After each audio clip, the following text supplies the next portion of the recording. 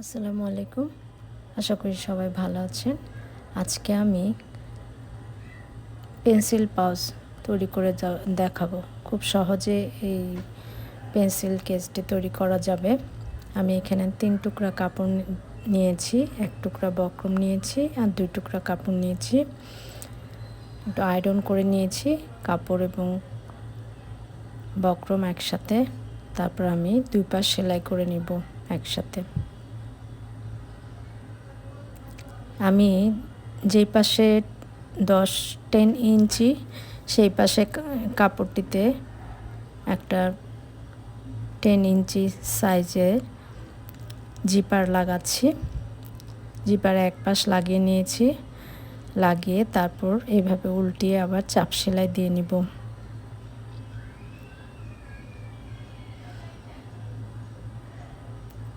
এই ব্যাগটি ইজিলি বাসায় তৈরি করা যায়।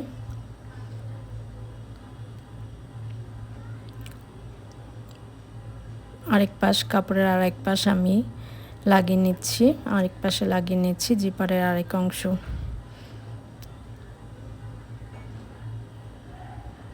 তারপর সেটাতেও চাপ সেলাই দিয়ে নিব।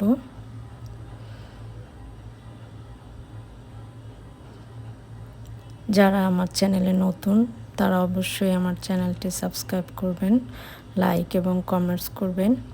যারা অলরেডি সাবস্ক্রাইব করেছেন তাদেরকে অনেক ধন্যবাদ।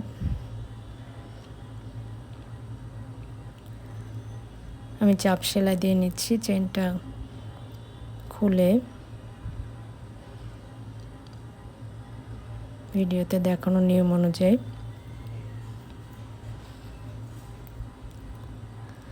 তারপর আমি এইভাবে চেনটাকে মিডলে রেখে তারপরে দুই পাশে দুটো বেল্ট টাকবো। বেল্টটি 3 ইঞ্চি লম্বা নিয়েছি, এই পাশে 2 ইঞ্চি, দোনো পাশে 2 ইঞ্চি রেখে মিডলটা ঠিক করে আমি বেল্টটা ভিতরে দিয়ে তারপরে সেলাই করে নেব ভিডিওতে দেখানো নিয়ম অনুযায়ী। ডাবল সেলাই দিয়ে নিব।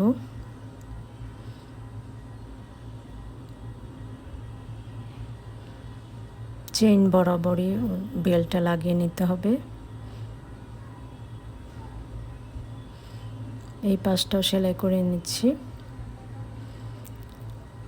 চেইনের কিছু অংশ খোলা রাখবো যাতে দুপাশ সেলাই করা হলে আমি চেইনটা খুলে বাকি কাজগুলো শেষ করতে পারি। যেভাবে খুলে নিয়েছি, তারপর আমি কর্নার এইভাবে ভাঁজ করে 2 ইঞ্চি মাপে দাগ দিয়ে সেলাই করে নিব। এইভাবে আমি 4 কর্নার সেলাই করে নিব।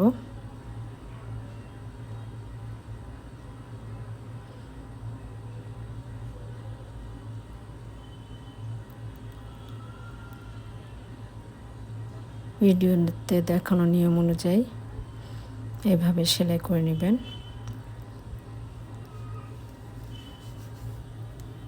আমার চ্যানেলটি অবশ্যই লাইক এবং সাবস্ক্রাইব করবেন।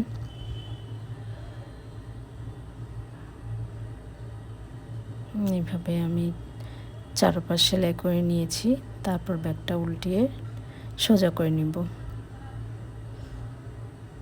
চেনটা লাগিয়ে নিব। হয়ে গেল আমার পেন্সিল পাউচ, পেন্সিল কেস। অনেক কিছুই রাখা যায় এটাতে, কলম, পেন্সিল, রাবার।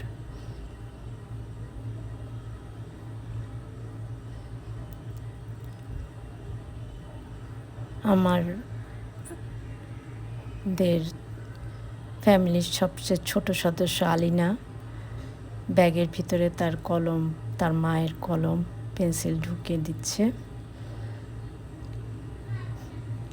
আলিনার জন্য ভালোবাসা। তার রং পেন্সিলগুলো এই ব্যাগে ঢুকিয়ে নিচ্ছে আরেকটা ব্যাগে। আমার চ্যানেলটিকে অবশ্যই সাবস্ক্রাইব করবেন, লাইক এবং কমেন্টস করবেন। তার ছোট ছোট হাতে খুব সুন্দর করে মাশাআল্লাহ ব্যাগে চেনটি আটকে নিল। আপনারা অবশ্যই বাসায় ব্যাগটি বানানো ট্রাই করবেন। ভালো থাকবেন। আল্লাহ হাফেজ।